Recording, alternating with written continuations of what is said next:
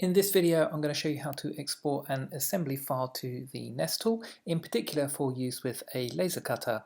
We're going to amend the settings and create a Nest study for acrylic, then going to export that nested file as a DXF file so that we can lastly import the DXF file into Techsoft Design and set it up for using with the laser cutter. Okay, now I'm going to create a nest. So once again, select the drawer at the top or the file name at the top, right click on it, and then we are going to create a nest. Once you've got this dialog box, change default to millimeters, or it might end up being in inches. It's going to find the different faces there from that assembly. Allocate the materials. We're going to click yes just to say we're okay with it allocating those materials, and then we're going to click OK. That's now going to bring in all of those different faces. This can take a bit of time. Okay, once it's brought into all your different faces, you can see them here. So as a reminder, we want to go up to the material process, the material library, and we've got the generic one, which is always kind of there, and then we've got this MA plastic, which we had kind of allocated before. We're going to have a look at this. It's kind of, the dimensions are set up to as they had been done previously. So I'm going to change this to 400 by kind of 300 just to be a bit smaller and see what happens, and then click on this part here. It's now brought that packaging 400 by 300, and the nesting here, importantly, we're going to change this separation to 0, and I'm actually, because it's a laser cutter doing it, I'm going to sort of enable it to rotate those objects so they can be nested in the most efficient way. Now I can click OK on there. We can have a look at the nest properties. If you wanted to highlight these, you could come and get the length and the width and copy them. You could go over to your drawing and copy them in. So we can kind of click OK here and go to our draw. Here we could double click on this. We've got our lengths and widths there. We can kind of put those in if you wanted to. So let's put those dimensions in, and we know that this is all 3 millimeters, and you can copy that and put that in each one of those.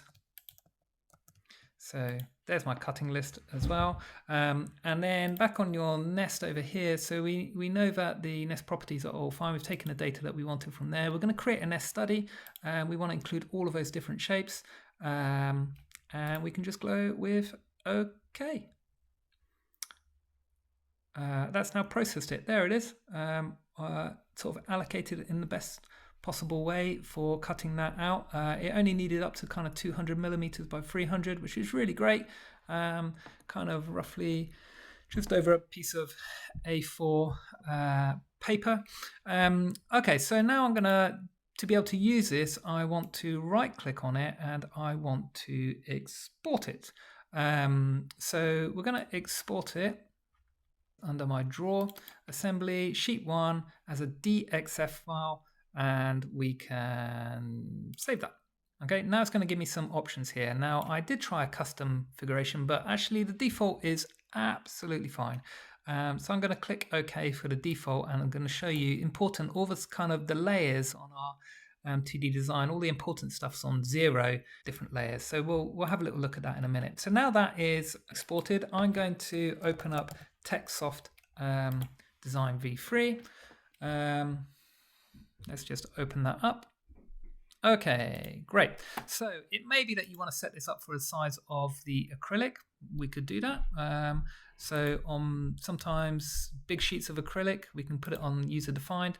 Big sheets of acrylic are sometimes 600 by 400. We actually set ours up to 400 by 300, didn't we? So 400 by 300. So you can set the kind of your page up as you would like. There it is. And now I'm going to go to File and Import. There it is, sheet 1. Here is all the, change it to millimeters, the design, and there it is. Okay, now it's brought it in, and it's got a lot of stuff going on here. It's got some labels, it's got some numbers. different files. It doesn't quite fit on our page with everything else, but we're going to look at that and see how we can work it out. So it's got the dimensions on there, which if we zoomed in on that, you'd see they are a different color. They are red. And if you zoom in on these numbers on each part are a different color again, and they relate to what it's numbered down on the bottom here. Okay, so we are going to kind of take this whole part, and we're going to see if we can just kind of bring in our part. It's actually quite hard to do like this. So I'm going to just click off of it, so nothing's highlighted, and then I'm going to click up on layer. I'm going to 0 is the one we want. So I'm going to put that one on, okay, and we can say that that's the kind of current one that we want. 251, we do not want to make that visible.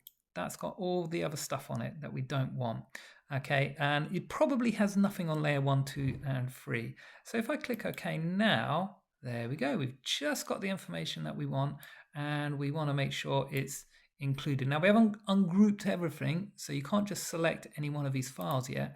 But let's just now move that up into kind of the right place. And that has now kind of, that's our file for laser cutting out all those parts for our box. Now what you'll find is that there's a shape here drawn with 4 sides, and then a shape here drawn with 4 sides as well. So here we've got a double line. And in some areas, we've got a double line here and a double line here. So that's important to get rid of those. So we're going to click on delete any and come over to delete part of that line. So if I click once, I've deleted one of those parts. If I click again, it will go. So we just want to bring that back, and we want to click on the areas where there's going to be deleted duplicate lines. So that's one here, and one here, and one here, and one here. And I think that's probably everything. So there, that is now ready for laser cutting out.